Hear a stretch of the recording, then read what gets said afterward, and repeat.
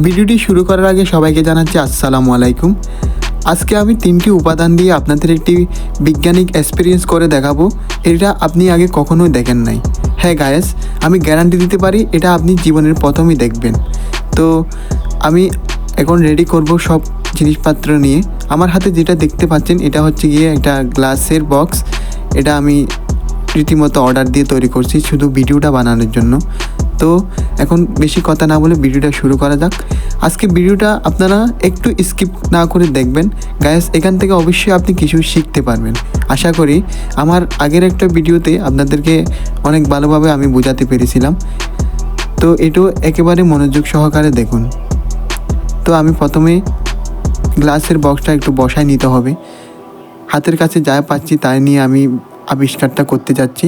তো এটা এক্সপিরিয়েন্সটা দেখে আপনারা অবাক হয়ে যাবেন যে এটা কি সম্ভব, এটা কি আদৌ সম্ভব। মানে চুন দিয়ে আর সাবান দিয়ে কিভাবে এত অগ্নিকাণ্ড ঘটলো। তো গায়াস, আপনারা এখন দেখবেন যে আমি সাধারণত যেই পান খাই পানের চুনগুলো আমি নিয়ে নিয়েছি অল্প করে। এগুলো আমি এখন গ্লাসের বক্সে দিব। এগুলো হচ্ছে পান খাওয়ার যে চুন আছে, চুনগুলো নেবেন একটু করে।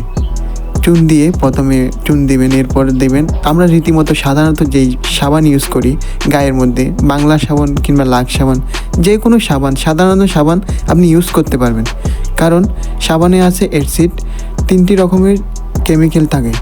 অ্যাসিড দিয়ে আর চুন দিয়ে মিক্স হলে এগুলো একটা দোয়া সৃষ্টি হয়। এখান থেকে রীতিমতো ইয়াটা হয় আর কি। দেখুন, ভিডিও না দেখলে বুঝতে পারবেন না। তা আমি সাবানও দিয়ে দিলাম অল্প করে। আমি এই পানিগুলো বদনাতে নিয়ে একটা কারণ আছে। তো আমি বদনা থেকে পানি এখানে দিতে একটু সুবিধা হয়, নল ছোটো এর জন্য। তো আপনারা এটা কেউ মাইন্ডে নেবেন না। আমি একটু করে পানি দিয়ে দিলাম এখানে। পানি দেওয়ার পরে এটা নাড়তে হবে, এটা ভালোভাবে মিক্স করতে হবে, যে মানে এগুলো যেন মিক্স হয় ভালোভাবে, নাইলে এটা হবে না। তো আরও একটা কথা বলে দিব, আপনারা এটা কখনও বাসায় তৈরি করতে যাবেন না, কারণ এগুলাতে অনেক রিস্ক থাকে। মানে এগুলো যদি আপনি বাসায় তৈরি করেন হয়তো আপনার ক্ষতি হতে পারে, কেমিক্যাল হয়ে আপনার হাত জ্বলে যেতে পারে। তো দেখেন গাইস, কথা বলতে বলতেই আগুন জ্বলা শুরু হয়ে গেছে গাইস।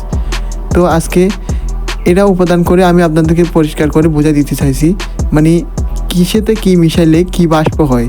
তো রীতিমতো অনেক জায়গায় এগুলো আপনি দেখবেন না, এগুলো সরাসরি আমি নিজেই তৈরি করে আপনাদের দেখাই। এগুলো কোনো ফেক